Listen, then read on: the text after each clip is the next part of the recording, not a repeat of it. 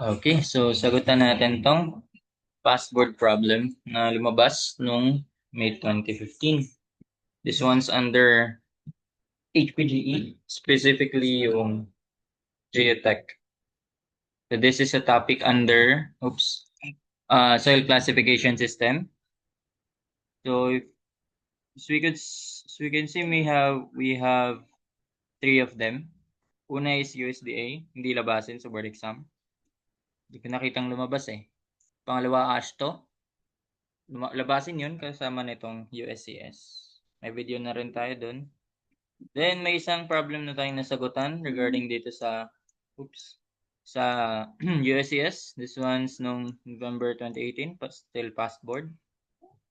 Attach ko na lang yung video. Ayan. So let's answer this nung 2015 lumabas.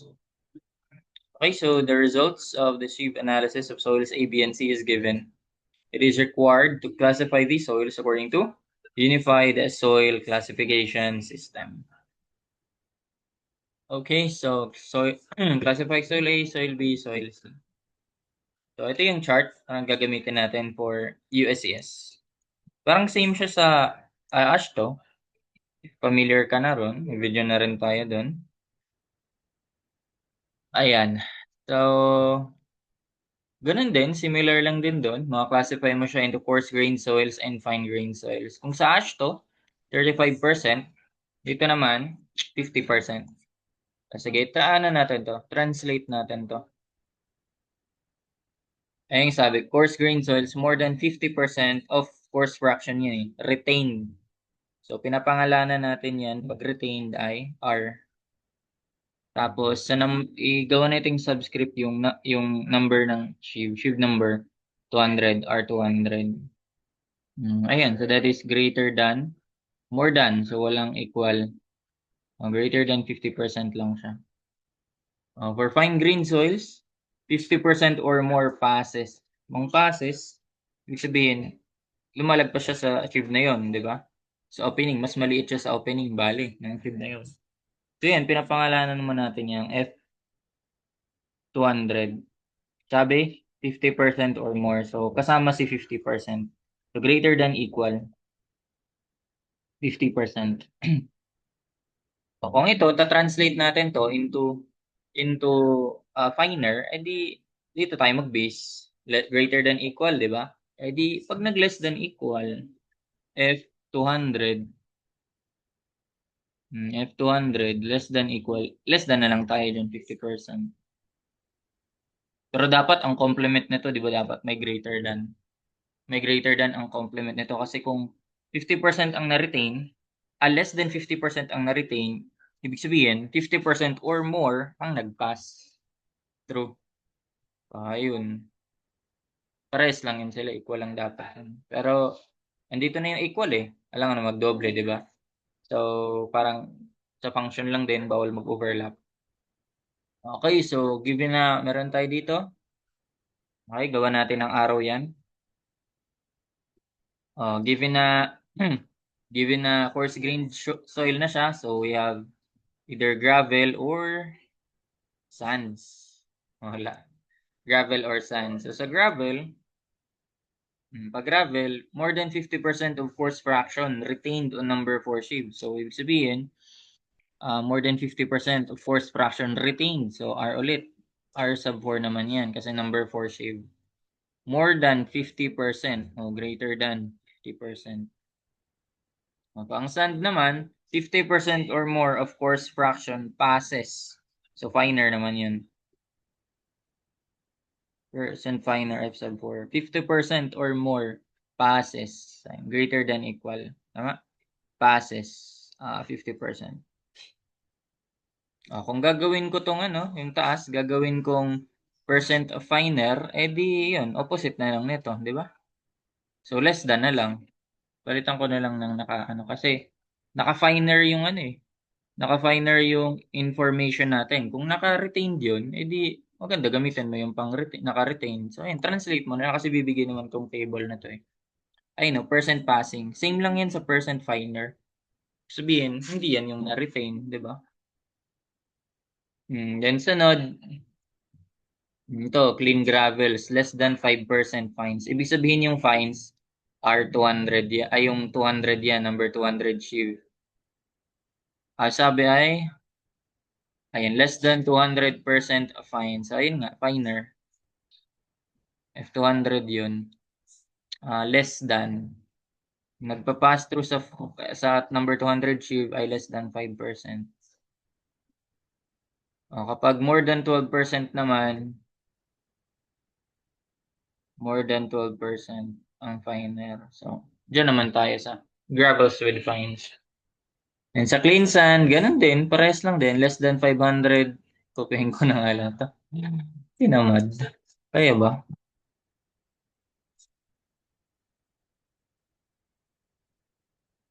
Hindi ko wala na, hindi ko makapi pala. Sige, na lang. Kupihin natin. Less than 5% fine. So, ganun pa rin. F200, less than 5%. Sands with fines, more than 12% naman. May tanong ka na ba regarding dito? Bakit less than 5 lang siya greater than 12? Paano kung in between? Nandito yan. I know, gravels with 5 to 12% and sands with 5 to 12% fines are required to have dual symbols. Combination lang yun nila. Nung sa 5 tsaka 12, magdadalawa lang talaga siya. Say for example, ito, GWGM for gravel. GWGM, ganyan. Ano lang, pairwise lang nila. Ito. Kaya ano yun eh. Ito tsaka ito. 1, 2, 3, 4. Well, apat, diba? 1, 2, 3, 4. Tiga-apat. So, 8. 8 pwedeng combination na ito. So, ganun. Sige, ready na. Itong baba. Dali lang. Ito, liquid limit lang. Yung kanina lang kasi yung masyado mahaba yung sinabi. Di na lang straightforward sabihin, no? Liquid limit less than 50. Ito naman, liquid limit 50 or more. Ay, 5% lang din. Ayan, din yan ah. Then plasticity index, then CUCC. Yun lang yung mangyari. Okay, so sige, classify natin si soil A. Classify natin si soil A. O sige. Una nating titignan, di ba, yung F200 tsaka F4. So for soil A,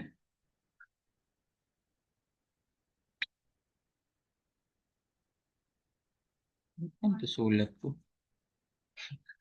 So F200 F4 or something. Dumudulas yung pen tab ko. For why?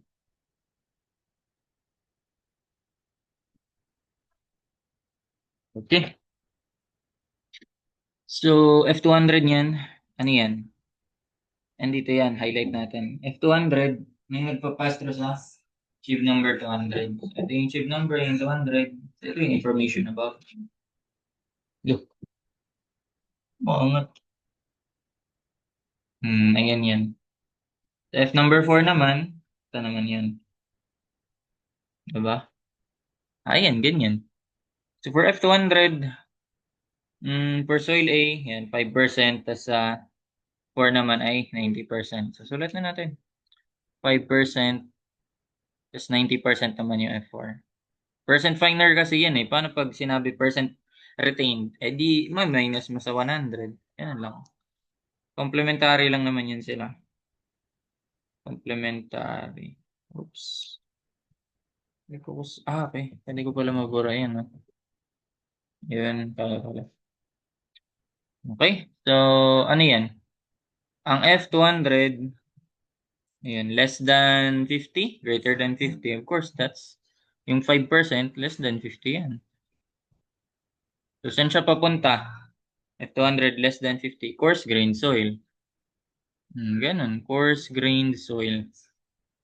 Itong 90% para sa, ano yun, dito ka na sa coarse grained soil. Either gravel or sands na lang yan. If that's 90% and that's greater than 50%. Saan yan banda? Ito yan. F4, ay 4 greater than 50%. So, sands na siya.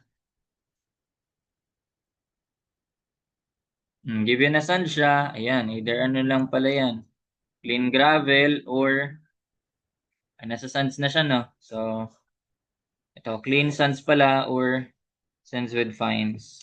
Yan lang. Ito naman, F200, 5%, 12%.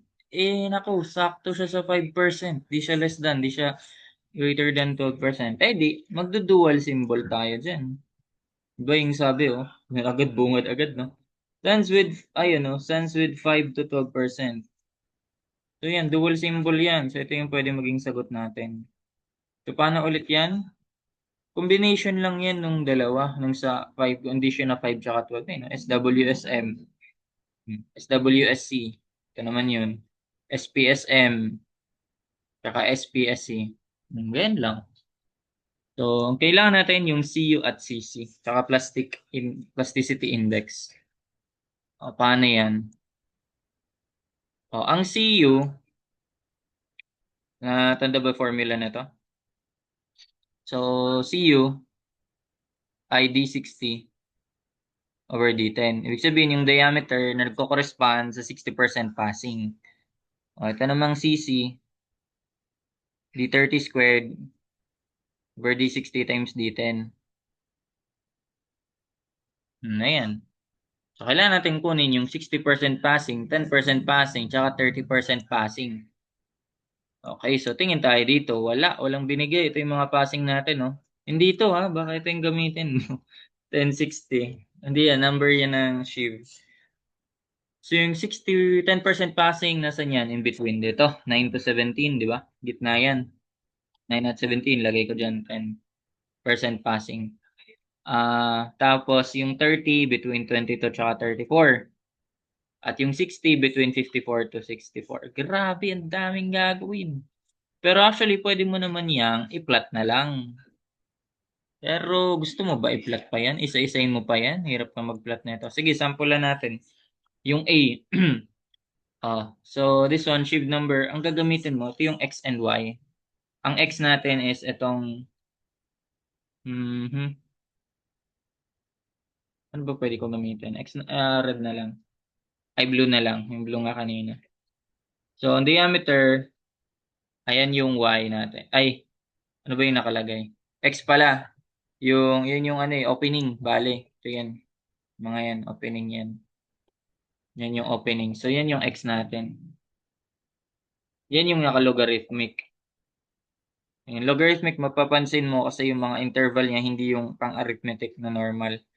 So yun, from 10, ayun na, 9, 8, 7, 6, 5, 4, 3, 2, 1. Then, 0.9, 0.8, 0.7, 0.6, 0.5, 0.4, 0.3, 0.2, 0.1. And 0.09, 0.08, 0.07, 0.06, 0.05, 0.04, 0.03, 0.02, 0.01. So, ganun siya nangyayari. Kaya hindi yan arithmetic, naka-logarithmic yan. Ang naka-arithmetic sa atin is itong percent passing. Ayan yung, ano ba yan? Nasa niya. Ito na yan siya. Ito na yung mga nasa y-axis. Kung ipa-plot mo yan, for example, ito, 4.760 tsaka 90. Plot mo yan. Ano yung 4.760? So that, kasi mula 1, oops, laka. Then, 2, 3, 4. So dito siya banda. Aangat ka hanggang 90%. So 80, 82, 84, 86. Hindi. 90 yung gitna. So 5, 10. Ano to? Anong hati to? Tiga-apat. Tiga-apat, no? 84, 88, 92, 96. Tama. So, ano yun? 84, 88, 89, 90, 91, 92. So, nasa in-between nito. So, ayun nga, dito siya. Ganun lang, i-plot mo lang siya. Pwede mong gawing ganun. Pero, ano, kasi sa oras yun. Kaya, kung pure computational tayo, mag-computational tayo dito. No? So, paano yan? Di interpolate. Actually, pwede mong ang ano dyan Pwede mong encode to lahat. Depende na lang kasi i-type mo yan lahat. Tapos, ano mo na lang, interpolate mo isa-isa. Kumbaga pag 10%, Tag 30, tas pag 60. Okay, i-compare natin sa magiging sagot dito. So dito, ang D10 dito ay, gawan ko ng linya. Compare ko ha. Gawan ko siya ng linya. Ito yung red na lang. So ang D10, ito 4, 5, 6, 7, 8, 9, 10. So ito pala yun. Yan yung D10. Yan yung D10. Okay. D10.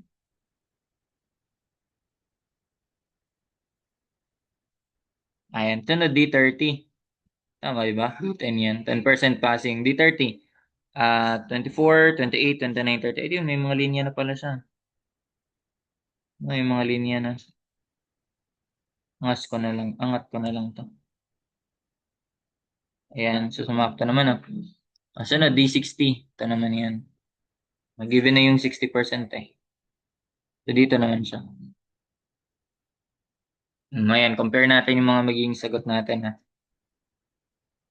So ang gagawin ko, i-encode ko yung ito. Yung mga nasa X, ito pala mag-stat muna pala tayo. Nakastat na kasi ako kanina pa eh. So stat, then logarithmic tayo, yung ln, natural logarithm.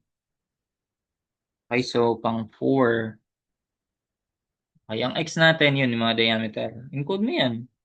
Input mo yan. Maganda lahat. Try mo lang yung lahat. Tapos yung iba kasi, kung ano lang, kung kapag 10%, ito lang. Yung malapit nyo lang gagamitin. Pag 30%, ito lang. Tapos kapag 60%, ito lang. Parang ganon. Try natin, try natin. Try na lang natin. Pag-eksperimentuhan natin. So 4.76, then 2.38. Encode natin lahat. Tignan na lang natin alin yung malapit. 2, 0.84, 0.42, 0.25, pa 0.49, 149 rather, and 0.074. Okay, so punta tayo sa mga passing y-axis. 90, 64, 54, 34, 22, 17, 9, and 5. 9 and 5. Ayan, so last na yun, no? Okay, so unahin natin yung D10, kunin natin. So since diameter nga na x yun, so x ha tayo, di ba? So y ilalagay natin ay 10%, yung 10. Then shift, dun tayo sa regression, then x hat. Kasi x yung hinahanap natin. Ano yung value niyan? Tagal. 0.16. Ayan, mag 2 digits lang tayo. Ayan. So, lagyan natin 0.16. Which makes sense ba? 0.16, no? Which makes sense kasi in between siya ng 0.14 and 0.25. Ganon. Compare na lang natin mamaya yung nasa isa-isa. Ayun, lagay na lang natin agad dyan. O, kapag ano naman, kapag D38, ang maganda kasi dito is, isang ano lang gagamitin mo. Isahan ka lang, palit-palitan mo lang ng Y. So, 0.44. So, makes sense din kasi 0.42, 0.84. Parang konti lang naman siguro magiging difference. Compare na lang natin yan sa naka-plot. Yung from CRF. 0.44. And then, D6, D30, D60. Ayan. Dos. Sakto. Wala. Ang lapit sa 54. Wala. Ano, walang difference? Tignan natin. So, yan talaga siya eh. Kasi check natin dito. Ito yun, no? Nagko-correspond sa 10% passing is saan siya tumatama. So, for soil A, ito yan. Ito, may point na eh. Yan na lang sundin natin, no? Yan na ata yun eh. Yung percent passing. Yan sundin natin. So, nasaan yan? 0.1? Between 0.1 and 0.2. No? So, mga 0.5, ay 0.05, mga ganyan, or something, 0.05, ay 0.1, ano pala, 0.15 or 0.1, ayan. So, hindi kasi yan magiging ano, yung gitna talaga, kasi nga, Shift, tignan mo nga yung difference ng 1 to 10, no? Saan yung 5? 1, 2, 3, 4, 5. Oh, di ba? Shifted to the, I mean pala, 2, 3, 4, 5. So, andito si 5, 6, 7, 8, 9, 10, di ba? Shifted to the right siya. Parang ganun. So, ang gitna nito ay hindi talaga nandito yung 5, kundi nandito banda yung 5. So, ito mga 0.4 o mga ganun. Pero ito, ayun, 0.16 nakuha natin. Now, what if try natin yung ano lang? What if baguhin natin? Balik tayo sa data. Yung tatanggalin tayo. Ititira natin yung sa pag 10 lang, yung 17 tsaka 9. Yan. Yung 17 tsaka 9 yung ititira natin. Yan. Didelete ko tong iba. Okay, so delete, delete, delete, delete, delete. 79, ayan. Tapos 5 tanggal din. Ayan, ito na lang natitira, di ba? 17 and 9. So in between nila yung 10. Sige, try natin yan. Shift, ano muna pala? Sige, okay na yan. Pwede naman i-encode natin huli eh. Ito yung 10% passing. Naging sagot. O, 0.16. Ganun din. Parehas din. Okay. O, di ba? Wala naman masyadong maging difference. No? So, ayun. O, try mo ulit. Try mo. Try natin yung ano, 1030. Try lang natin yung sa 30 naman. Ayan, punta tayo sa data. Palitan natin yung sa 30 naman ay 0.84. 0.84 then 0.42. Ayan. Papalitan natin ay 34 at 22. Tapos D30 naman tayo. 30. Shift. Oops, sumobra. Ay, baka naka-ano to. Naka-insert ako. 30. Regression. Then X hat. 30 X hat. So, same ba? Nag-iba. 0.60 ano. Yun. Tama ba ako nang na-encode? Baka kasi mali pala eh, no? 0.84 tapos 0.42, 34. Tama naman. So, yun talaga, yung 30 X hat. X hat natin. Sige, sulat ko na lang sa gilid. 0.67 naman to, di ba? Magkaiba. Ito may mga variation talaga to sa answers. So, dito ko na nailagay 0.67. Paggamit to na ano, yung malapit, yung naka-red, yung dalawa lang points ginamit natin. Yung sa 60 naman, try natin. Palitan ulit natin yung data. For 60, 2.38. Tapos, 2. Ito, saan ang babago to? Kasi 2 ang ano, ang gagamitin mo, di ba? 2 na nga yung sa 54, ito din yung sa 60. Pwede naman siguro. Tignan natin. 54, 64, 54. Ayan. Tama? 2.38 to 64, 54, then 60 tayo. Then Y hat. Nope, nope, X hat. X hat pala kasi X yung hinahanap eh. Diameter nung sa 60% passing, di ba? 2.22. Yun na lang gamitin natin, di ba? 2.22. Yung 0.16, parehas lang naman, di ba? Sana palabas kanina. 0.15 something. Sige, check natin na sa mga napalabas dito. Ito yung una. So, ako kung papangalanan ko to, kasi ito yung 0.5, no? So, mga point, ano lang, point something, point less than 0.15. 0.16 nga dito eh, no? Ayan, so, basta discretion mo na lang yan. Pag 30%, ito yung 30. Saan siya tumama? Dito na part. Ay, wala siya. Di siya nilagyan. Di nilagyan ng point, no? So, siguro nandito. Something. I-block ko kaya. Ayun, no? Nandito siya, oh. So, ano yan? 0.3, 0.4, 0.5, 0.6, 0.7. Ha, ang layo. 0.7, 30%. Ito, malapit. Di ba? So, 0.7. Then, yung sa last, yung pag 60% passing, ito naman siya. 9 point, 2 point something, 3, between 2 and 3. So, medyo malapit siya sa 2. So, 2.1, 2.2. Yun, 2.2. Di ba? Ano mas mabilis? Wag nag-ano ka.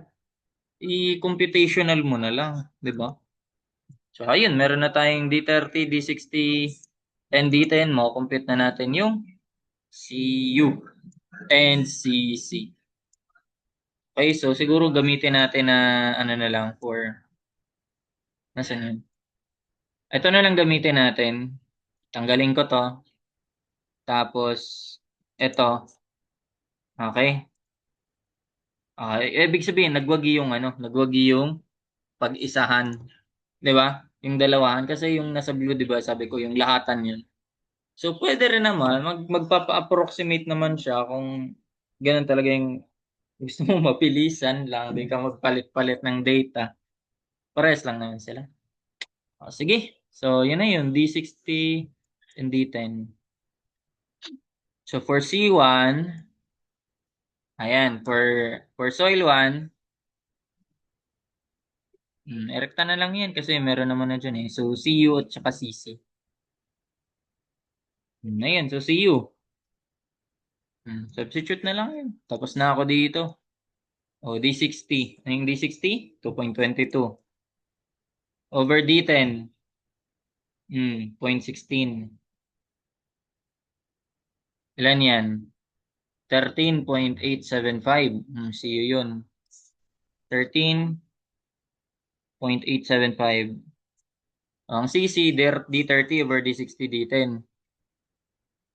Kaya ko ba gawing ano? Tanggalin ko yung fraction. Kaya ba yun? Ay, hindi, hindi. Tinamad eh. D30 na nga lang. Sige, type ko na lang. D30 ay 0.67. D30 squared over D60 times D10. 2.22 times D10. 0.16. Tama. D30 squared, 0.67. D60 do 20. 2.22 D10 ay 0.16. Fine. Sagot, 1.26. Okay, so saan siya banda? CU natin ay 13, ang CC natin ay 1. So, ang dito na tayo sa clean sands, di ba? Ay, ano ba? Less than, ano, hindi nga pala, pares nga pala sila, no? So, check natin yung CU, CC. O, CU is greater than 6. Take note, ang ginamit na word is and. So, dapat, parehas yan masatisfy mo. Parang yung sa ano lang din. Probability, di ba? Or, pag i-add mo, and multiply mo. So, ganun. Or sa math, yung sa sets. Pag or, at least isa lang, and parehas sila. So, ang CU is greater than 6. Oh, pwede. 13 natin. Ang C1 is between 1 and 3. And yun, tama. So, SW is pwede. No? Pero ang sabi, in between nga kasi sila. So, meron pa tayong PI. Ngayon, so, kasi wala namang mixture ng the SW SP, di ba? O wala. SW, ano na. Ito lang yung pwedeng mag-mix. SWSM, SWSC. Ayan. So, di pwedeng dalawa sa isang ano. Ayan, SWSM, SWSC. Di pwedeng dalawa sa isang category lang. So, check natin yung plasticity index naman. Paano yun? Liquid limit minus plastic limit lang naman yun. Sige, so solve natin. Liquid limit, 46. Minus plastic limit, 29. Ilan yun? 17. Nawala cursor pa. 17. Ay, nasa B ako nakatingin. Wala nga palang info. O kaya, wala kang magagamit dito. Plasticity index, no? Or ito, kahit pa sabihin yan, on or above A line, nasan yung may picture? Ay, wala dito. Parang ito yan eh. Ay, hiram lang ako saglit sa old code. Ito yung plasticity chart. Yung A line is ito. So, kailangan mo pa rin ng liquid limit plasticity index. Walang binigay na info. Di yun na yun. Yung, ano yun? SW. Diba? Kung may binigay na info, magdudual yan. SWSM, SWSC. Wala. SW lang. Ayun, same kami na answer sa CRF, SW. Ganon. Okay? So, that's for soil A. Next naman na, ano yan? No, for soil B, sige, since alam na natin na mas okay kapag isa-isay natin, hindi ganun gawin natin. No, hindi na yung isahan lahat. So, kailangan natin F200 ulit. Alam na natin yan. F200, F4, CUCC. Ayan. For soil B, F200, passing, F200, 33. Less than pa rin. Actually, ano na? Di naman na kailangan natin yung ano, di ba? Di naman na natin kailangan kung anong value as long as, dapat alam mo, kung less than ba siya 50 or greater than 50. O, that na natin kasi ginawa naman natin sa una eh. Di ba? So, 50%, F200. Less than 50%. Ito yung 33. Di ba? For soil B. O, ano yan? Pag less than, edi, ano yan? Pag less than, mababa. Edi, coarse green soil. Coarse green siya. O, given na coarse green siya, either gravels or sands na lang yan. Tama? So, F4 natin. Ang F4 natin ay, for soil B ay, oops, that's 100. Ang dami. So, that's greater than 50. Obviously, lahat nag-pass through, bali. O, pag greater than 50%, same lang din sa nauna, sands pa rin yan. So, given na sand siya, dito pa rin tayo sa clean sand, sands with fine. So, F200 ulit. Ano yun? 33. So, ayun, 12 or, ayun, di na tayo pinahirapan dito. Greater than 12% na siya. Okay, so, lagi pala dapat ulit natin, no? Dapat ganito yung paglagay natin. So, dapat, may isip mo na rin na, kakailangan mo pa ulit yung F200. Less than 50 siya. I mean, yeah, less than 50 but greater than 12%. Kapag greater than siya ng 12%, saan siya mapupunta? Dito sa, ay sands pala tayo, no? Greater than 12%. So, sands with fines. Yan. Hindi siya clean sands. Greater than 12% ang F200. So, ayun. Ano to? With fines. S with fines. Ay, given naman na sands siya, no? So, with fines. Ganun. Okay, so, sands with fines. Ito yan. So, PI and PI na lang titignan natin, plasticity index. So, ayun yung ginawa ko kanina, yun yung 17, di ba? 46 minus 29, so that is 17. So that is 17. Yung plasticity index natin. Plasticity index. 17. So that is, ayun, less than 4, greater than 7. Di na pala kailangan ng CUCC, no? Pag nag-ano ka, nag-sans with fines ka. Kinopya ko lang kasi. So, PI na lang ang kailangan mo dito. Plasticity index. Oops, I. Plasticity index is greater than 7. And hala ka.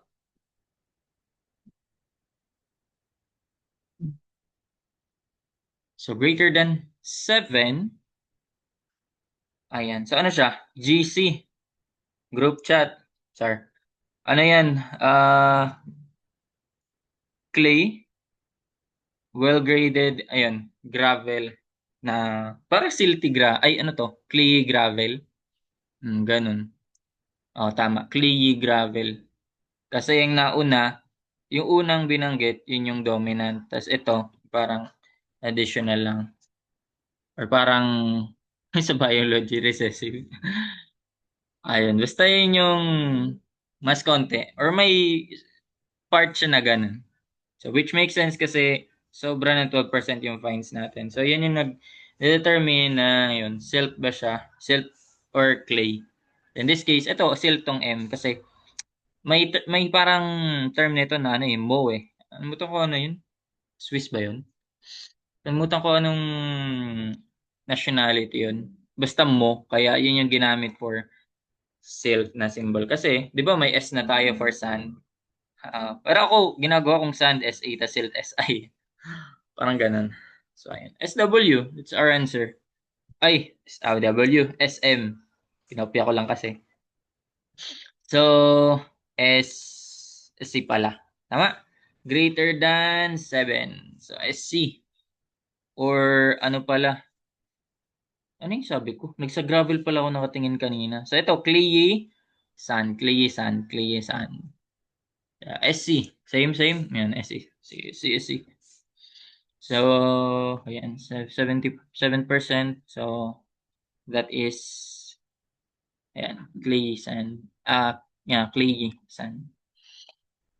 Okay, lastly, for soil C.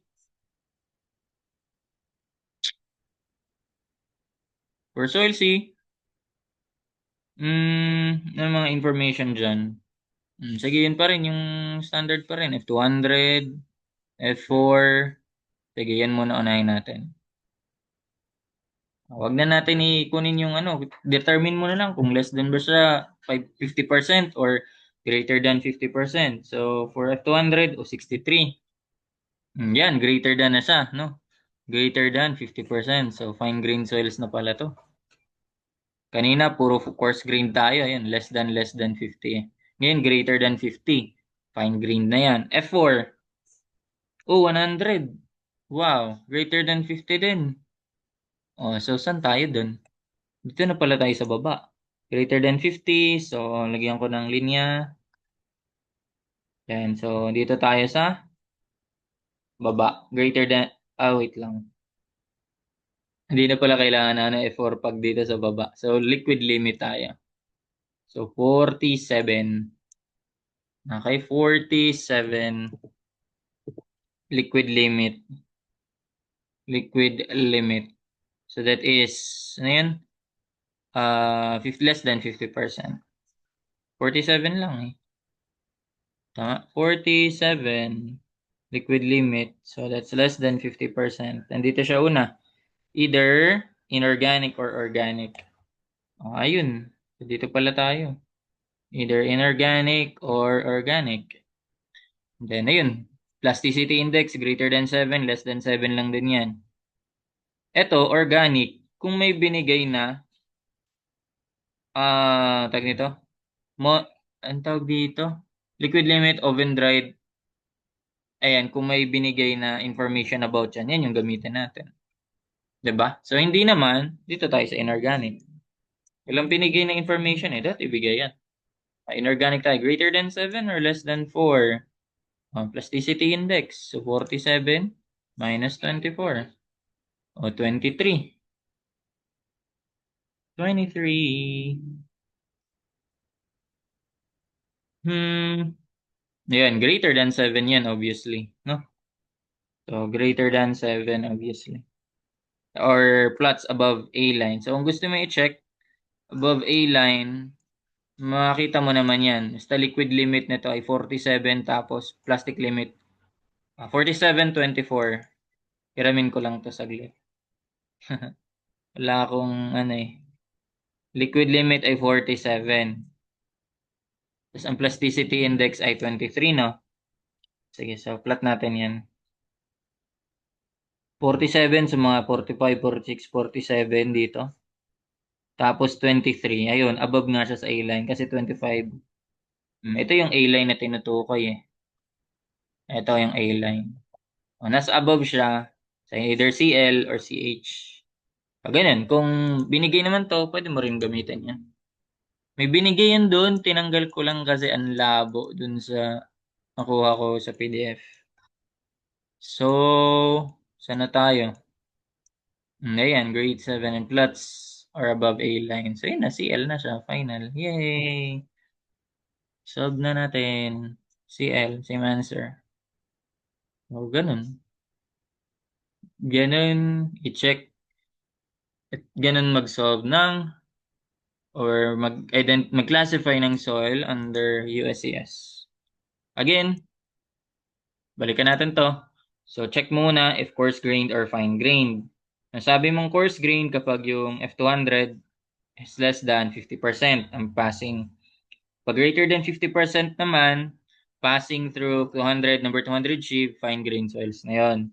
Kapag coarse-grained pala, either may gravel or sand yun. Gravel, masabi mo kapag less than 50% ang passing through number 4 sheave. Kapag sands naman, yun, opposite nun, so greater than 50% or 50%. Yan. nandun si 50%. And pag gravel, may clean sand, ska, and gravel with fines. Ayun, F200, less than 5, 200. So less than 5 tsaka greater than 12 lang yan. Kapag in between, babalik ka dito. Check mo yung footnote. Ayan, then yan. Kung alin masatisfy dito, yun na yun. Ayan, yan na yung magka-classify sa kanya. And kapag dual, ay di magkakaroon ka ng dalawa. Ayan nga, GWGM, eto, GWGM, GWDGC, GPGM, GPGC. So, ayun, meron ding SWSM, SWSC, SPSM, SPSC. So, ganun.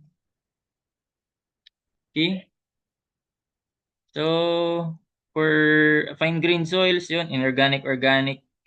Tapos, ayun, pag liquid limit less than 50 pala or greater than 50, inorganic, organic lang yan. Ito organic kapag may binigay na information of course nito sa regarding liquid limit oven dried tsaka ion not dried. Then ayun, pares na lang yan. Gain lang. And I guess that's it. Hope you learned something. Thank you.